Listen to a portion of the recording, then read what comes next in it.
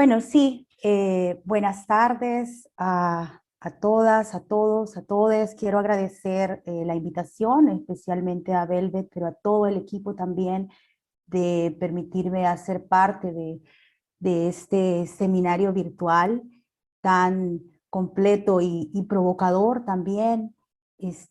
Quiero agradecer eso y bueno, justamente yo me sitúo como emprendedora de la memoria y como feminista, y también me sitúo como madre de padre, hija de madre y padre desaparecidos durante el conflicto armado salvadoreño, lo cual también me hace una posición que me provocó mucho. De hecho, hablar de justamente en esta sesión. Ya les voy a ir contando un poco más por qué, pero creo que es importante contarles desde dónde me enuncio y me sitúo. Eh, Soy salvadoreña y desde mis intereses de estudios, investigación, me he procurado ahondar en los estudios de la memoria. Ahora estoy justamente, me he movilizado a Argentina, estoy viviendo en Buenos Aires desde hace algunos meses y también indagando, digamos, desde otras polaridades, siempre la construcción de la memoria. Sí, pues muchas gracias, Amanda. Entendemos entonces pues que tu sesión, esta sesión, nos vas a hablar pues sobre la experiencia del Salvador, ¿verdad? ¿Sería? ¿O también es sobre Nicaragua? Sí, esta sesión en particular, yo le decía a Velvet que porque es un poco desde donde conozco un poco más, a abordar El Salvador. Ajá, que si igual puedo mencionar algunas cosas que conozco en Dime Nicaragua. cómo hago para bajar el volumen. Perdón, Amanda, si pudieras otra vez, es que como cuando entraron se activó el audio. Ok, sí, que yo le mencionaba a Velvet que me voy a situar más profundamente en el caso de El Salvador. Ajá. Sí, gracias. De todas maneras, pues tenemos también la lectura en la que se abordaba el caso de El Salvador. Pues ya sería nada más esto. Amanda, te daría la palabra para la presentación. Ok, una Ahorita, consulta, sí puedo compartir pantalla, ¿verdad? Tengo sí, sí la... puedes. Ok, voy a... Entonces tendrías 30, 45 minutos para exponer y después tendríamos una sesión de preguntas con las compañeras. De acuerdo, de acuerdo. Ahorita me estoy intentando, siempre es un tema eso del compartir. Ahora me dicen si logran ver mi presentación, Sí, ya se ve. pero la ven en pequeñito, La ¿verdad? vemos en pequeño, sí. Ok, creo que ahora sí, ¿verdad? Sí. Sí, ya está. Bueno, pues eso que les inicié diciendo sobre desde dónde me sitúo, quiero decir que fue una de las cosas que me increpó a la hora de decir este tema, ¿no? Que se enmarca en este seminario virtual de feminismos, memoria y resistencias en América Latina, que me parece lo que decía muy provocador el enunciado del seminario virtual, y además de donde se pueden construir e ir hilando justamente la historia para la construcción de las memorias, y me parece muy, muy interesante. Como ya lo mencionaba Araceli, esta sesión en la que yo estoy compartiendo con ustedes es parte, hay un ruido ahí, ¿verdad? Del eje temático, la experiencia de las mujeres en las revoluciones y los levantamientos guerrilleros. Y esta sesión en específico va de feminismo revolucionario o revolución sin feminismos. Los casos de Nicaragua y El Salvador, como les decía, ahondaré en el caso salvadoreño. Creo que hablar ¿no? De las mujeres militantes en la guerrilla salvadoreña y en sus implicaciones vitales, en lo que consiguieron, en lo que eso marcó para sus vidas, es muy interesante. Yo personalmente creo que quiero compartirles que justamente en estas fotos que ven, una de las fotos de estas militantes guerrilleras, la que está en la parte izquierda, es mi madre. Y eh, me costaba mucho, me cuesta mucho hacer ese vínculo o esa, digamos, que no es una de las fotos que a mí me gusta compartir de mi madre, ¿no? En la búsqueda de justicia, en mi activismo por la memoria, no es esa foto la que comparto, y eso justamente tiene que ver con las implicaciones de cómo los actores de la memoria están en la historia definidos, y también con los pesos, estigmas que una se posiciona públicamente como emprendedora de la memoria, pero además también por una posición, ¿no?, que desde el feminismo invoco, que tiene que ver con digamos, esa discrepancia con las guerras o como con los medios armados para la consecución de transformaciones sociales, ¿no? Creo que eso es una cuestión, una posición también muy desde el feminismo, que hay esta crítica a esa organización de la violencia que es patriarcal, que está institucionalizada y que es la guerra. Entonces, justamente esta es una de las fotos que más me cuesta, digamos, mostrar de mi madre, como ver a esa persona armada, y además en esa foto estaba embarazada de mí. Yo nací en los 80, justamente al principio del conflicto bélico en El Salvador, y también me puso en una posición, cuando una se pone a investigar, a escribir, a recordar, pasa también por todas las implicaciones, digamos, desde la investigación feminista pasa por situarse y posicionarse y ver también todas las subjetividades que a una le mueve a hacer determinadas cosas, y construir, por ejemplo, esta intervención en este seminario me implicó también hacer esa revisión, que no siempre la hago, así que ya de hecho eso ha sido muy importante y muy movilizador para esta sesión, para mí. Y bueno, justamente en la parte de Lucía, del texto de Lucía Rayas, menciona Lucía Rayas esta forma organizada de violencia que es la guerra, y que es un espacio totalmente masculino, ¿no?, cargado de misoginia y una forma totalmente organizada de la violencia, ¿no? Entonces ahí la pregunta, o algo que se han preguntado muchas investigadoras, investigadores y feministas al respecto, es cuál ha sido o cuál fue, digamos, el papel de las mujeres en esas revoluciones o en esos espacios de conflicto, ¿no? Y cómo las mujeres, como actoras armadas y organizadas, estuvieron en esas revoluciones, ¿verdad? Y como les decía, hay una disputa ahí también, situado desde el feminismo, como lo mencionaba, como lo coloca Lucía Rayas, y hay también toda una idea de cuestionamiento a si realmente el papel de las mujeres implicaba una disputa del poder en ese momento, o cuáles fueron las tareas que las mujeres estuvieron destinadas para las mujeres en esa lucha de guerrillas, en esas luchas revolucionarias, ¿verdad?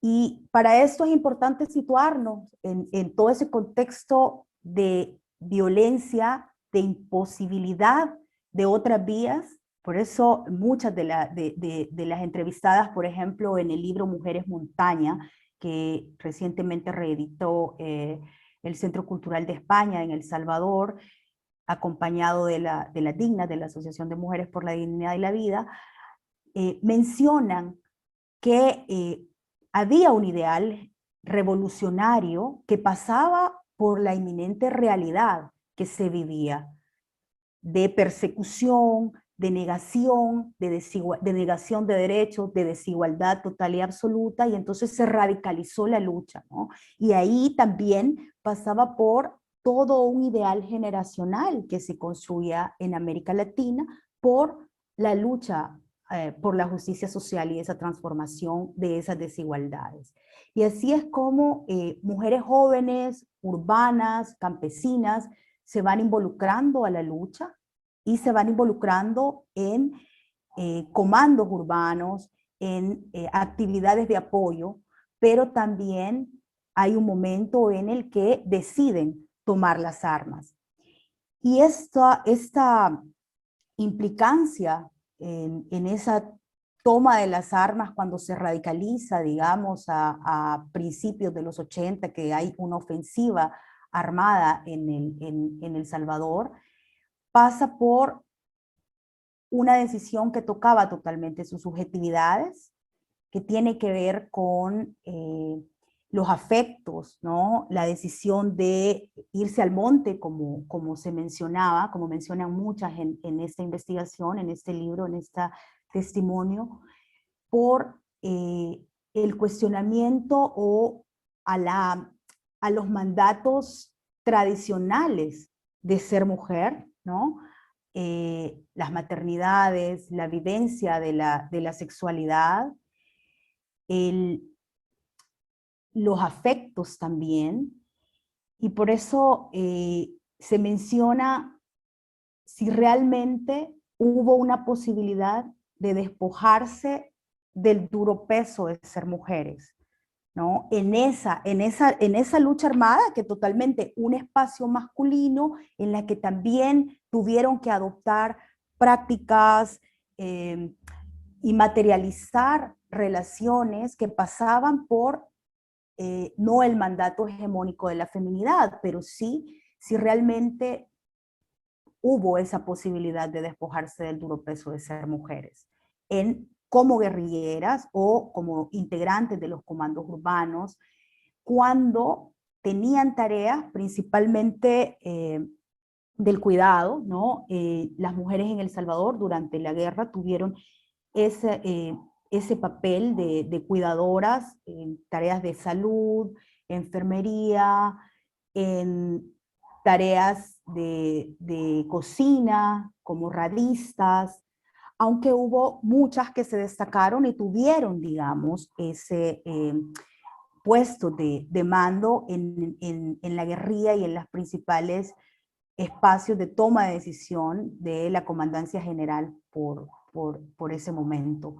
Entonces, pero esas formas diferentes de relacionarse en ese espacio masculino que fue la lucha de guerrillas y la organización armada en El Salvador, no le garantizó, digamos, una relectura de su feminidad. Y que aquí quiero referirme, como se han referido algunas de las mujeres que leyeron para esta sesión, a aspectos cruciales de la construcción de la feminidad, que pasa por las maternidades y la sexualidad, ¿no? Y esto no fue diferente en esos espacios, más bien se agudizó, ¿no? No estuvieron, digamos, estuvieron expuestas a toda esa carga de esa vivencia de sexualidad opresiva y llena de mitos y prejuicios que pasaba por, si bien se permitieron, hubo algunas prácticas, como puede ser algunas prácticas poligámicas en el frente, digamos, eso no estaba permitido para las mujeres, sino únicamente para los hombres. Y eso nada más solamente como un ejemplo de esta diferenciación que que marcaba una clara desigualdad, ¿no? Y un claro estigma también. Eso en relación a la sexualidad, muchas veces también abortos, digamos, forzados en esos espacios, violencia sexual, violaciones sexuales que se mantuvieron en silencio por muchos años, ¿no? Hasta recién compañeras empezaron a hablar de esto y fueron duramente criticadas, ¿no? Porque eso es, o se pasaba por ser contrarrevolucionario. Entonces, también es importante cuestionar aquí los valores revolucionarios de ese hombre nuevo, ¿no? Como una figura revolucionaria que no pasaba por los intereses y las necesidades de las mujeres en esa lucha, en esa construcción. Entonces, cuando coloco acá que las mujeres fueron, digamos, a hacer la revolución sin la posibilidad alguna de despojarse de ese duro peso de ser mujeres, es muy fuerte lo que ha implicado para la mayoría de mujeres que participó activamente en la lucha armada salvadoreña y nicaragüense también, porque hay como esos símiles en ambas estructuras, digamos, organizadas, de todo lo que tuvieron que dejar, ¿no? Y todo lo que tuvieron que trabajar para, para luego ir haciendo un proceso de sanación y de construcción de memoria sin culpa y sin ese sentimiento, digamos, de obligatoriedad que imponía también la sociedad en su conjunto, pero también las estructuras donde participaban como guerrilleras o como colaboradoras de esas instancias. Una de las cosas que es importante para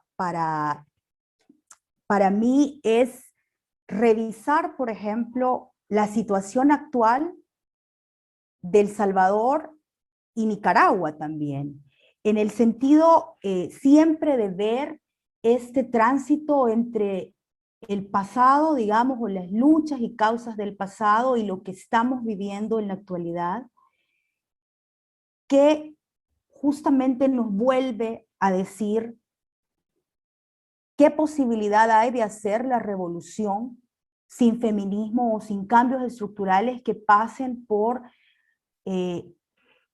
una clara designación de igualdad y de justicia tanto para hombres como para mujeres.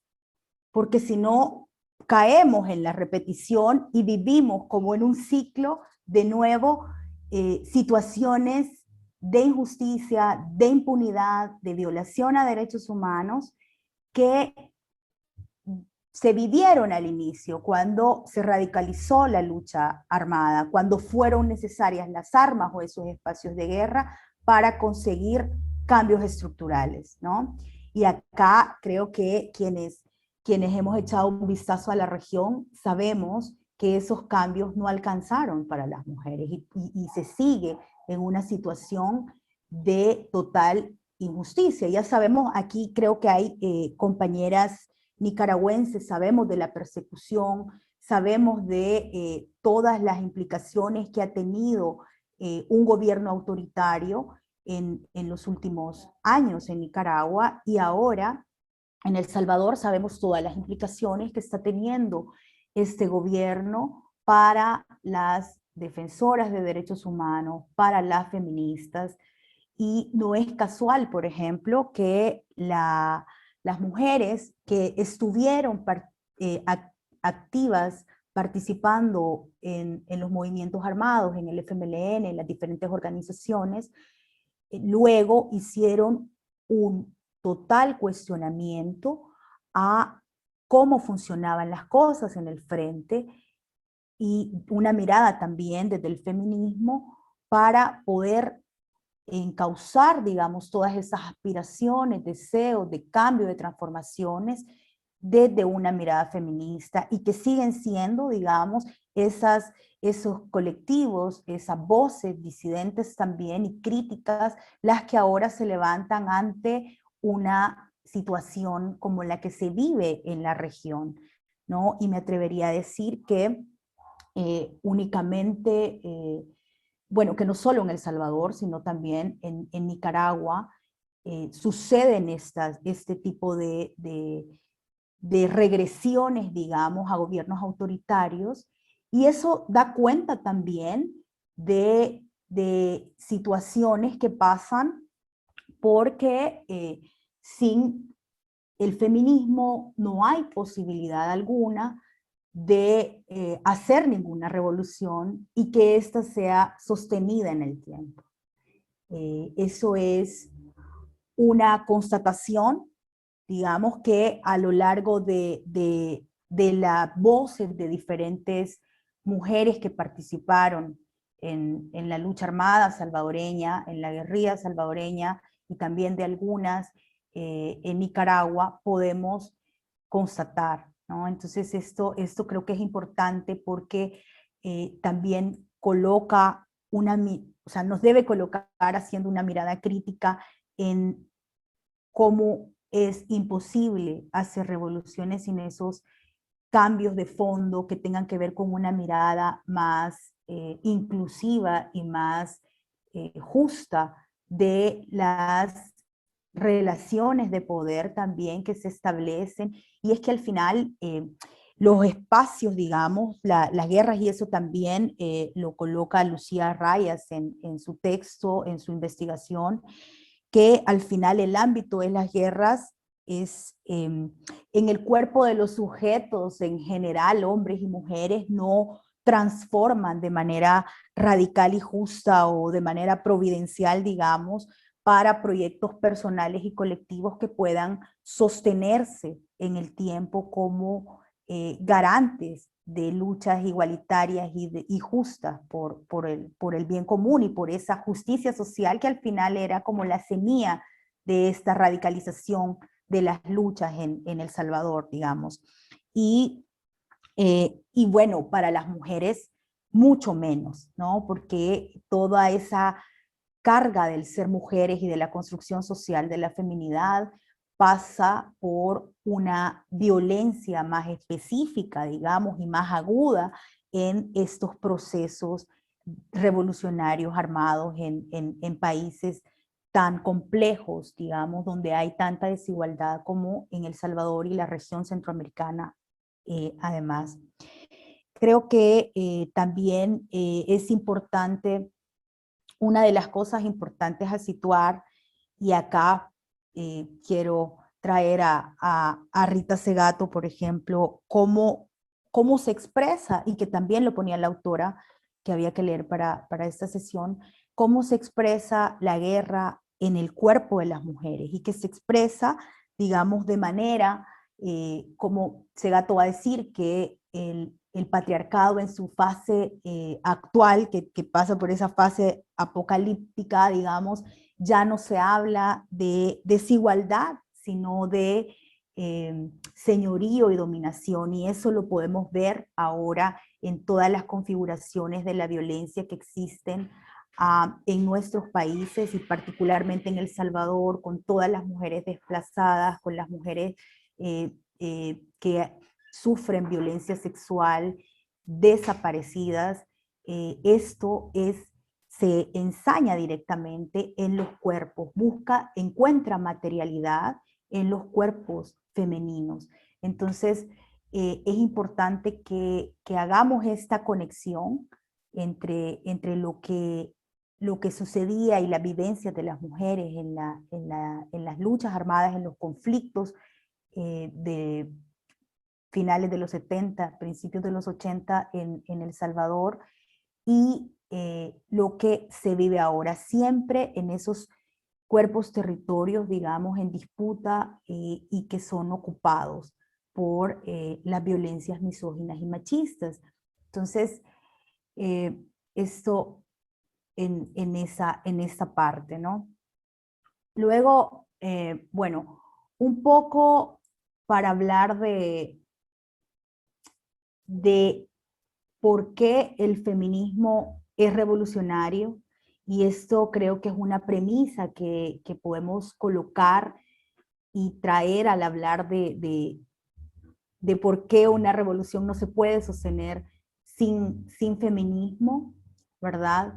En principio, bueno, porque es vigente y es lo que la realidad nos muestra, ¿no? O sea, ya vemos, por ejemplo, las luchas que se han dado en Chile, cómo han estado gestadas inicialmente por mujeres y por mujeres jóvenes, ¿no? En Colombia también, la cara, los rostros de la resistencia son esos rostros de mujeres también, defensoras de su cuerpo territorio. En El Salvador, igual, son las mujeres que siguen, esas mujeres que participaron, digamos, en las guerrillas, en la lucha armada para la transformación social, donde en aquel momento, digamos, histórico, era importante radicalizar para ellas esas luchas, y fueron decisiones a las que tuvieron que sumarse. Son esas voces que participaron en esos espacios, las voces que ahora están también al frente de la crítica a la implantación de regímenes autoritarios como el gobierno actual en El Salvador. Y así, además, el feminismo es la propuesta más contrahegemónica, digamos, que denuncia con más claridad todas las formas de dominación y que hay que cambiar, ¿no? Entonces, creo que es importante por eso vincular también, justamente cuando se ha estado hablando de la participación en las revoluciones y cómo siempre han estado presentes las mujeres, de qué manera han estado presentes y qué implicaciones ha tenido para sus vidas, y no solo para las vidas de las mujeres que participaron directamente en ese momento histórico, sino también para las siguientes generaciones, ¿no? Y yo creo que esas implicaciones que tenemos que hacerlas conscientes para también corresponsabilizarnos de algunas de ese papel que podemos tener para hacer esa lectura crítica más bien, y de esa lectura crítica feminista para cuestionar todas las relaciones que se basan en la violencia, ¿no? Y yo aquí sí que también como con esa implicación eh, personal y genealógica que me toca, pasa por, sí, desde el feminismo criticar esa implicación y digamos las armas como un medio, porque yo creo que las guerras no, o sea, estoy en contra de las guerras y de las luchas armadas. Sin embargo, entiendo cuál es el contexto para esas decisiones de la generación, digamos, que me antecede, y cómo las mujeres no se quedaron al margen, sino fueron también vanguardia en ese momento en El Salvador. Entonces, cómo reelaborar, cómo hacer esa mirada desde este presente y desde este contexto a esa forma de lucha, y rescatar también las subjetividades que implicaron para las mujeres en cuanto a la vivencia de su sexualidad, de las maternidades, de las relaciones de poder y de sus vivencias en su espacio mundo. Creo que es importante hacerlo para poder seguir, digamos, hilando esta construcción de memoria y esa mirada crítica, y también que pueda elaborar o interpretar también desde este presente esas luchas y esas formas también de lucha que pudieron también.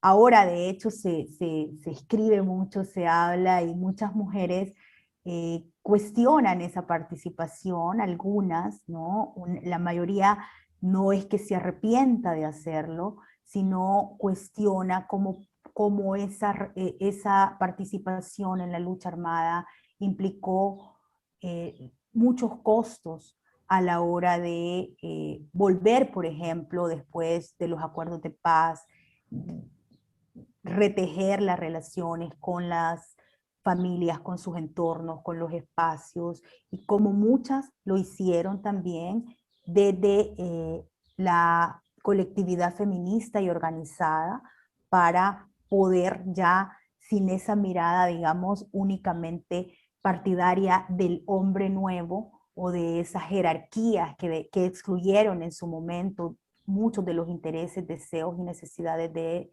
las mujeres como colectividad, eh, pudieron hacerlo, digamos, desde una forma muy contundente y muy crítica también de esa participación, ¿no? Y que también dio mucho chance para levantar la voz en términos de denuncias y de procesos de sanación también, de acuerdo a muchas violencias que habían sido perpetradas en los frentes de guerra, ¿no? Desde violaciones hasta abortos forzados y demás. Entonces, toda una imposición también desde esa mirada patriarcal al final de no colocar a las mujeres como sujetas de autonomía y de decisión, ¿no? Y colocarlas siempre desde una mirada que señala cualquier posibilidad de decidir sobre sus vidas y sobre sus cuerpos y sobre sus organizaciones y colectivos.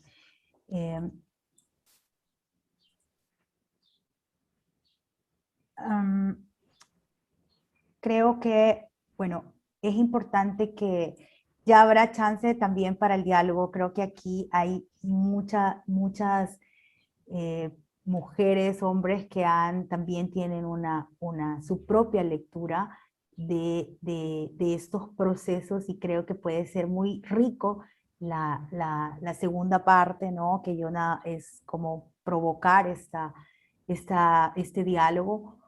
Sin embargo, creo que quería dejar algunas cuestiones marcadas en términos de qué podemos hacer hoy, por ejemplo, y creo que eso lo están construyendo, se sigue construyendo, pero a mí sí que me llama, por ejemplo, invitar siempre a la continuidad de tejer juntas y siempre poner al centro también las subjetividades y las aspiraciones, ¿no?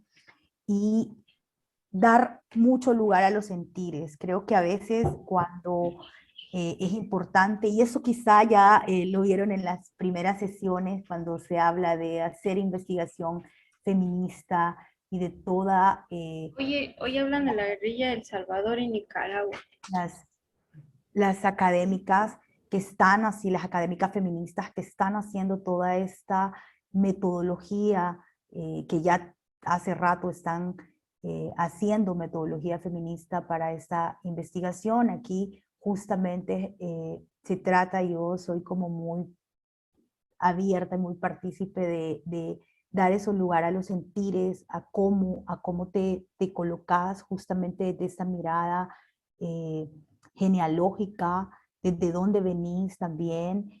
Y otra de las cosas, creo yo, que una invitación es dejar de lado la supremacía de las identidades, ¿no? Y no caer en separatismos y fundamentalismos, que yo creo que esto disgrega al movimiento, disgrega los sentipensares y fragmenta también muchas de las miradas que pueden ser mucho más potentes si se colectivizan. Entonces, básicamente esto es un poco lo que yo quería contarles, ¿no? Alrededor de la participación de las mujeres en la lucha armada, en las revoluciones, pero claro, podemos como ir generando el diálogo, porque justamente hay muchas de las cuestiones, yo traía nada más algunos puntos para poder colocar. Aquí también hay como toda un cúmulo, ¿no? de saberes y sentires para poder hacer este diálogo que a veces hablando solo desde acá en la pantalla, a veces una se siente como más limitada. Sin embargo, quisiera como